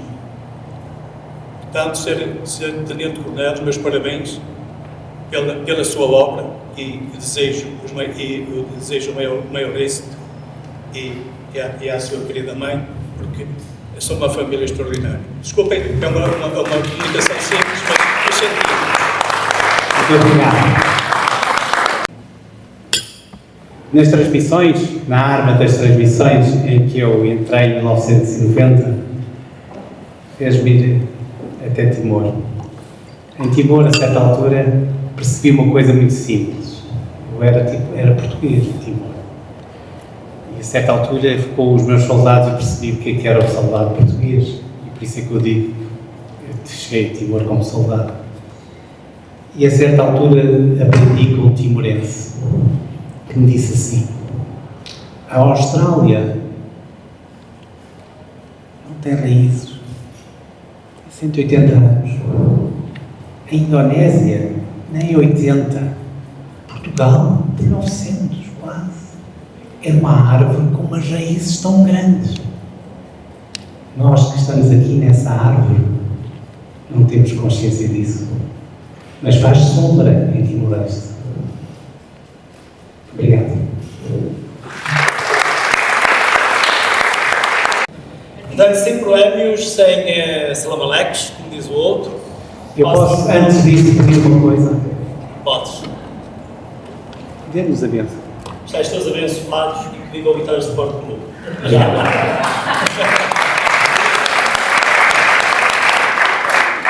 Também pediu-me uma palavra, e é como filósofo que estou aqui para o fazer, e a partir da leitura deste livro, e peço que isto vai ser breve, isto vai ser bastante breve, são muitas páginas com letra 26 e só à frente, portanto, os óculos são o que são, as leituras são muitas como filósofo. E ao ler este texto lembrei-me de William Shakespeare, A Tempestade. Somos da matéria de que os sonhos são feitos e a nossa breve vida é cercada por um sono. Não é porque se tem tempo que se lê, mas é porque se lê que se recupera a relação com o tempo. Num tempo apressado, o famoso corre-corre gerou um cansaço de 1001 doenças, algumas tão estranhas que em tempos idos eram, nem mais nem menos, que mínimos, que destroem o convívio, isto é, a vida na sua concretude. Urge a arte de demorar, que o filósofo da moda Byung-Chul Han nos tem ensinado. Um livro, digo eu, é o melhor manifesto de luta a esta era de correrias da pressa, e não como um manual que nos aponta os atalhos para a acalmia, mas é aquele que nos convida a olhar melhor, a contemplar, num olhar demorado, para os dias e a repensar a forma como vivemos, nos movemos e existimos. Parar significaria ser confrontado, e nem todos e todas querem ser confrontados com o barulho estridente do vácuo e de todas as suas possibilidades. O lugar de conforto, por mais monótono que seja, ou mesmo depressivo, localiza-nos e contenta-nos com o carpe diem, e aborrecidos ficamos na pasmaceira dos normalizados, ou hoje dos algotinizados.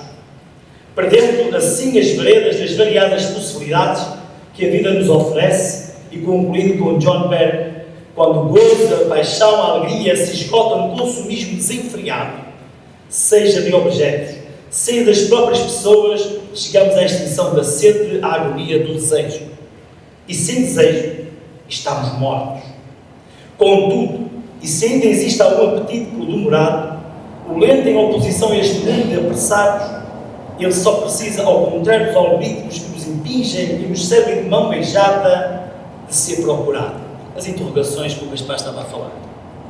Ou seja, não desistamos da lucidez e não aceitemos ser acéfalos, mas busquemos as respostas e não aceitemos que não há respostas. A leitura é essa concentração, quer como possibilidade, quer como realidade, que acelera a nossa capacidade de pensar e assumir a vida de carne e osso, quer no imaginário, quer na ciência, e que nos faz correr as horas do dia sem angústias e ansiedades.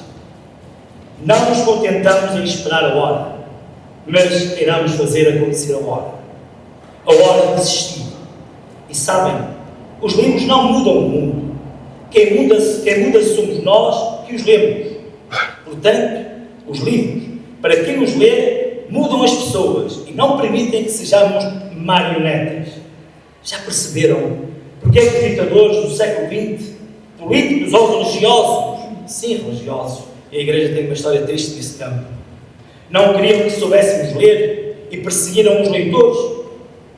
Como era perigoso, em pleno século XX, ter óculos, sinal de intelectual, de gente que lê. A tecnologia sabe como, só o leitor sabe o quê. Página 259 do Gaspar. Porém, o paradoxo é que, ao reduzir o tempo de espera, aumentou a nossa dificuldade em tolerá-la, demorar, ou a arte de nada fazer, coisa que hoje ninguém sabe, nada fazer. O secolé, grego, o ócio, latim, que dá a escola, o ócio, em português. Só há escola porque há ócio, porque há lazer. Alguém dizia um bocado que o lazer faz muito mais por nós do que o labor. Não é um luxo, mas um direito e um dever de toda a humanidade. E ler exige a sabedoria de fazer da inutilidade o mais útil para esta humanidade, cansada e apressada do século XXI. Ler não deve ser um luxo que o tempo nos permite ter. Um livro ajuda a criar tempo nas nossas rotinas, que de outra forma não existiria. E diante de um livro aberto e limpo, isto é um ornamento para lá em casa com flores, aberto e limpo, gera a amizade, que é uma das formas mais honestas de amor. E nem todas e todos têm este amor, nem todas e todos chegam aqui. É este lugar de encontro, de vulnerabilidade que não assusta e, dizer a verdade, não afasta, aproxima-nos da outra e do outro. Como é pertinente e de grande atualidade de São Paulo aos Coríntios, que não nos responsabiliza pela casa que habitamos. Diz ele assim na primeira carta: veja cada um como edifica. Todavia, o que apetece a alguns, perante um mundo cada vez mais intangível, é voltar ao que está provado que resulta, para alguns, um modo de vida baseado em tradições ancestrais, ou a nossa melhor fantasia sobre o que isso significa. E o desafio é sempre o mesmo, de sobremaneira a sociedade do cansaço. Pensar e ler. para que a capacidade de atenção profunda, que parece estar em risco de desaparecer, desperte em nós a nossa humanidade, que queremos sempre magnífica, mas, infelizmente, nem sempre o é. E como nos ensina e lembra o Papa Leão XIV, na sua encíclica Magnifica Humanitas, o perigo da humanidade, se tornar vítima das suas próprias conquistas, já tinha sido percebido com lucidez por São Paulo VI, quando advertiu que os progressos científicos mais extraordinários, as invenções técnicas mais assombrosas, o desenvolvimento económico mais prodigioso, se não estiverem unidos a um progresso social e moral, bem lembrou o Angelino, voltam-se necessariamente contra o homem. Por isso, e agora continuando o Papa Leão XIV, o progresso técnico em si precioso exige um discernimento sobre a visão antropológica que orienta e sobre os fins que persegue. Se o desenvolvimento tecnológico avança sem uma maturação ética e social adequada, pode acontecer que os meios aumentem sem que a humanidade cresça na mesma medida. Tem-se mais, mas não se é mais. E a pessoa corre o risco de ser avaliada sobretudo com base no desempenho que garante. Isto é no 94, essa encíclica do Papa. E destacando a IA, no número 105 da mesma, acrescenta: a IA respeite a dignidade humana e siga verdadeiramente o bem comum. É essencial que as responsabilidades sejam claras em todas as etapas. Ser sábio, o desafio que o Gaspar nos faz. Ser sábio não quer dizer ser perfeito. Não falhar, não chorar e não ter momentos de fragilidade. Ser sábio é aprender a usar cada dor como uma oportunidade para aprender lições, cada erro como uma ocasião para corrigir rotas, cada fracasso como uma hipótese para começar tudo de novo. Nas vitórias, os sábios são amantes da alegria. Nas derrotas, são amigos da reflexão. Assim, o problema não está no algoritmo, na tecnologia, no desenvolvimento de sistemas que imitam e ultrapassam a humanidade. O problema reside naquilo que quisermos fazer da IA. E, por outro lado, a iliteracia em relação à tecnologia e, em particular, à IA. Pois a IA não vai chegar. A IA chegou. Já está inventada e vai ser constantemente melhorada. E que, neste momento, está nas mãos de capitalistas financeiros. Este capitalismo novo que anda aí, que é terrível, que mata mesmo, como dizia o Papa Francisco. Muitíssimo inteligentes e visionários. Quer a invenção, quer a propriedade, são desta elite cerebral e científica. Não sou um borra-botas. A elite intelectual, científica, cerebral, e estes não nos querem mais sábios. Reparem se não é verdade. Querem-nos mais entretidos. Como já se dizia na Idade Média, com jogos e bolos se enganam os tolos. E num tempo em que, como escreveu Pedro Abrunhosa, a verdade tornou-se tão não factual, mas opinativa. E a empatia tornou-se sinal de fraqueza e não de humanidade. Cito, porque este cantor é um homem que pensa. Vai além das músicas e as suas letras refletem isso. Hoje reencontrar o papel fundacional da cultura, das artes e da ciência, como força maior que um dever coletivo e societal. E citando de novo Gaspar, a máquina procura o consenso, a arte exige o conflito. Página 213. Hoje combater o homem massa que Ortega y Gasset denunciou em 1929, há quase 100 anos. O humano vulgar que se habituou a consumir, ausente, banal e silencioso, enquanto o pensamento crítico é substituído pela emoção opinativa. E como uma versão nova da tragédia grega, o homem massa subiu para a boca da cena, obliterando os protagonistas. O corpo tornou-se a personagem principal. São as famosas redes sociais. Escrevia Ortega y Gasset: o que é característico deste momento é que a alma vulgar, sabendo-se vulgar, tem o novo de afirmar o direito à vulgaridade e impõe onde quer que seja. Ou talvez, como escreveu o Gaspar do Amaral: no final, a tecnologia é apenas um amplificador. Se a tua intenção for nula, a IA amplificará zero. Se a tua intenção for vertical, a IA amplificará a tua alma. Página 208. Só uma última curiosidade, e fresquinha. Andropic, responsável pelo modelo da linguagem Claude, ao estudar os mecanismos internos do modelo Claude Sonnet 4.5, identificaram padrões que correspondem a dezenas de estados emocionais distintos. Começa a ser mais que uma ferramenta. Cuidado. Conceitos emocionais ou emoções funcionais. Portanto, o desafio está começado e não se pode parar o vento com as mãos. E a proposta de Gaspar do Amaral é uma posição e uma atitude. A posição é a verticalidade da humanidade, que na sua singularidade e responsabilidade se assume como ator principal. E a atitude dá-se na assunção de construtor da realidade que acerca e operário da sua morada. E hoje continuar. Eu digo morada já agora porque uma das presenças filosóficas neste homem é Nietzsche e Heidegger, sobretudo. Portanto, continuar e hoje continuar a fazer desta casa a casa de todos, onde todos e todas, com a restante criação, têm lugar com dignidade e responsabilidade. E para mim, e trabalho isto com a Universidade de Coimbra, um filósofo, um transhumanismo, que a Igreja não está a perceber muito bem o que é, mas eu já percebo, graças a Deus, um filósofo. É um caminho que temos de percorrer, sem medo, para continuar a evoluir e a não repetir aquilo que fizemos tantas vezes mal, que foi deixar durante milénios muita gente de fora. As mulheres eram zero. Os negros eram zero. Os homossexuais eram zero. E agora aqui estão os animais, o especismo. Portanto, estamos num tempo novo, que é preciso fazer de novo. Termino com a Fundação da Verticalidade de Gaspar, na página 333. O silêncio não é a ausência de algo, é a presença de si. Deixa-me porque é que eu peguei nesta citação. Há um número na escritura 666, não é 666, é 666. É incompletude. 3 vezes é completamente incompleto. 3 é a perfeição. Portanto, é 3 completamente perfeito. Muito obrigado e peço desculpa por esta intervenção. Se puder fazer a resposta incompleta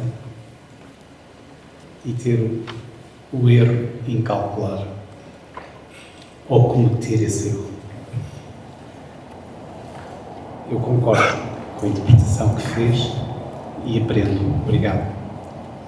Agora, o que eu quero aqui é o erro incalculável perante a máquina que é perfeita. E, de facto, como disse, há aí uns evangelistas que dizem que vai ter consciência. E eu continuo a dizer, vamos manter isto como cálculo e vamos fazer o incalculável. E o erro incalculável é uma sublime anomalia feita à imagem e semelhança de Deus. Perante isso, é sermos o que somos, mas sermos, vivermos, darmos o sopro da vida àquilo que fazemos. Obrigado. Eu vou pedir ao nosso Presidente da Junta, Dr. Diogo Lopes, para fazer umas palavras finais, em encerramento, e vou pôr o verso que foi sublimemente declamado pela minha mãe, numa versão da IA. Ora, muito boa noite a todos. Gostaria de começar por cumprimentar a doutora Elizabeth Pinto, que assim, a professora Angelina, em especial, que assim, o nosso autor, Gaspar do Amaral. Eu não preparei nenhum texto, mas depois do que eu vi aqui, eu estava a ouvir a explicação aqui assim do professor e eu assim, eu já li este livro na minha cabeça ao longo dos anos. Assim, a minha primeira experiência com a parte da inteligência artificial foi uma altura em 2016, 2017, e houve uma conferência que foi dada ali na ASIG, promovida Rádio Santiago, acho eu, e a própria ASIG, e eu coloquei uma questão, no final, que era se nós iríamos deixar de trabalhar. E a resposta que eu recebi, ou um sorriso, e disseram, esteja descansado que no seu tempo de vida não. E eu, na altura, aquilo que eu fui acompanhando da evolução da inteligência artificial, não é? Já se está a falar nos carros autónomos, embora ainda não existisse nada, ainda hoje não existe, passados mais 10 anos, mas a perspectiva era a de evolução. Entretanto, em 2021, mais ou menos, é quando eu vi um vídeo do YouTube e há um youtuber que está a falar no ChatGPT 3, que tinha acabado de sair, e perguntou-lhe a um internauta se o ia substituir. E ele disse, o 3 não, estejam descansados. Já o 4 Eu, na altura, para mim, aquilo não me dizia muito. E aí era eu cético. Assim, não vejo tão cedo uma inteligência artificial a ter essa capacidade. Entretanto, final de 2022, creio eu, no novembro, dezembro de 2022, é lançado pela OpenAI o ChatGPT 3.5. Em 2023, janeiro, se não me engano, aparece no motor de busca, na altura da Microsoft, e aí sim o impacto foi enorme. Não digo que tenha sido para a maior parte das pessoas, mas eu que fui acompanhando, para mim teve impacto ver efetivamente a velocidade entre o lançamento do 3 e o 3.5, não o 4, e ver que houve ali uma evolução e que estava próxima de mim, eu poder utilizar. É então que, acredito que a maior parte das pessoas também sentem isso, há aquele problema pessoal, que é evoluir, como está a evoluir, o que é que vai ser de nós. Entretanto, falar com amigos, também partilhavam da mesma opinião, uma pessoa debatia como é que é, como é que não é, como é que se pode utilizar, como é que não se pode e tal, e digo que hoje em dia já fiz as pazes com a inteligência artificial. Acredito que nós ainda não utilizamos a inteligência artificial, acredito que o próximo passo que já está a começar a dar mostras será a robotização com a inteligência artificial, e acho que ainda não houve o impacto da inteligência artificial na sociedade, quanto mais olharmos já para a robotização. Daquilo que é o que eu fui ouvindo no livro, eu olho para o futuro e vejo um futuro risonho. Acho que estamos a fazer as perguntas erradas. Nós perguntamos muitas vezes como é que vai ser se as pessoas não trabalharem, como é que eu vou fazer. Reconheço que isso é um problema que vai acontecer.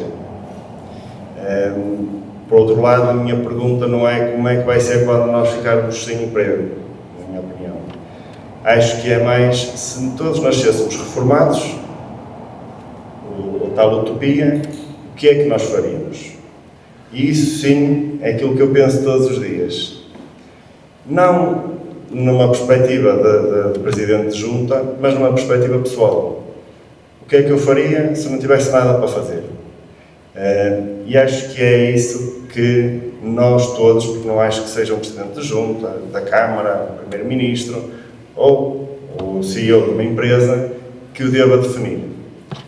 Por isso, aquilo que eu acho que tem que existir por parte da sociedade, de todos nós, eu defino como duas coisas, que é o espírito crítico, que é falado, e a iniciativa. Ou seja, criticarmos, não no sentido de deitar abaixo, mas tentar construir, uma crítica construtiva. E depois ter a iniciativa de fazer alguma coisa. Muitas vezes, e aquilo que eu vejo, eu não tenho redes sociais, aderi ao WhatsApp há pouco mais de meio ano, porque até lá eu estava na idade da pedra, são dos meus amigos, eles diziam, mandem por telégrafo. Em relação à inteligência artificial, já foi o oposto. A partir do primeiro momento, descarregava as versões que conseguia, utilizava de todas as formas efetivas, ainda hoje utilizo, e eu olho e digo assim, é uma ferramenta, poderá transcender aquilo que é uma ferramenta, mas acho que nós é que temos que, entre todos, procurar aquilo que é a nossa posição na sociedade, uma sociedade que aí vem. E as pessoas muitas vezes questionam-se, e o que é que eu farei?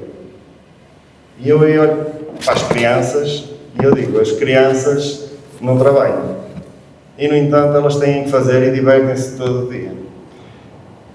O nosso problema foi crescer numa geração com um paradigma diferente daquele que aí vem. Por isso, eu olho para o futuro e, ao contrário daquilo que foram os últimos 100 anos, 500 anos, 1000 anos, olhamos para o futuro e dizemos assim, não sabemos o que é que aí vem. Daí essa ser a melhor parte, de dizer todos podemos construir alguma coisa. Por isso, eu gostava de felicitar, aqui assim, o nosso engenheiro, porque efetivamente este aqui é um contributo para nós tentarmos entender. Ali está o Sr. Magalhães há um bocado a dizer, eu já venho de outra geração. Não acho que seja uma questão de gerações. A parte geracional que eu vejo é dizer assim, nenhum de nós consegue viver sem luz. Nós nascemos numa era de eletricidade. Os jovens hoje em dia não conseguem viver sem internet. Se calhar que toda a gente que está aqui nesta sala consegue viver sem internet porque cresceu numa época em que não havia internet. No futuro vai nascer uma próxima geração que diz assim, eu não sei o que é não haver inteligência artificial. Nasci numa era em que ela existia. E nós temos é que tentar prever, não é? Ajudar a moldar aquilo que seria esse futuro onde nós gostaríamos que essas crianças gostariam de viver, que eventualmente serão adultos, e procurar qual é que seria o nosso papel nessa sociedade. Nessa medida, este livro é um contributo para essa reflexão em que acho que está de parabéns. Muito obrigado. Obrigado.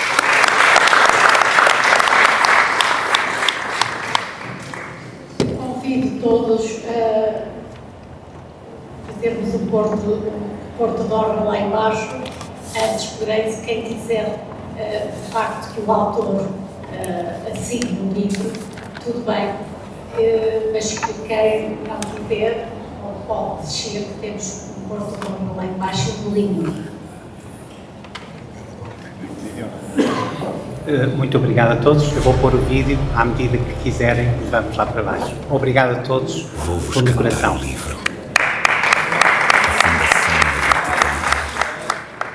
De Gaspar do Amaral. A fundação é interna, a construção é o mundo. Na primeira parte, temos a fundação. Do engenho e da linhagem determina. No amplo espaço a forja rege o mundo. Na segunda parte, temos o domínio do espaço, a verticalidade e disciplina, no espaço em que o desenho é mais profundo. Na terceira parte, temos o domínio do espírito. O domínio do espírito ilumina. Com advertência o verbo é mais fecundo. Na quarta parte temos a pedra angular. A pedra angular firma a sua presença, trazendo da identidade a sentença.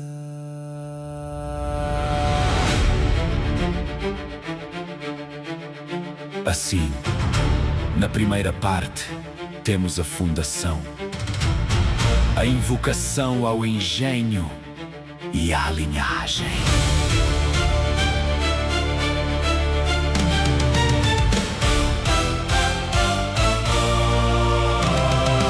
Cante-se agora o mastro levantado, não sobre as ondas, mas no solo firme. Por quem do simulacro já cansado recusa que a vontade se confirme. Cessou o tempo do fado e do pecado. Deixe-se o medo que a alma desconfirme. Que o grão de 1128 se ative em quem decide que a linhagem vive. Fugindo às narrativas vãs e sãs que o algoritmo cego determina. Armas e barões são hoje os que operam no raio dos quilómetros sagrados. Aqueles que na arca já esperam ver os pântanos morais evaporados.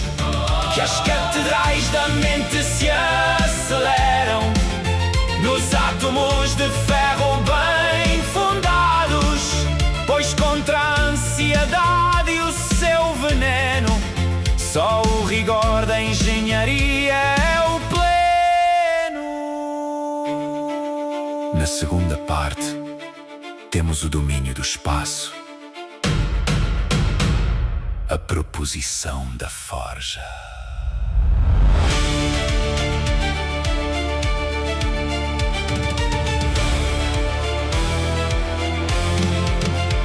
O domínio que no espaço impera, onde a ferramenta se faz extensão da vontade firme que a alma tempera na forja constante da libertação. Cessa o simulacro, a verdade espera no comando absoluto da própria mão, que a engenharia em átomos fundada é a lei de soberania traçada.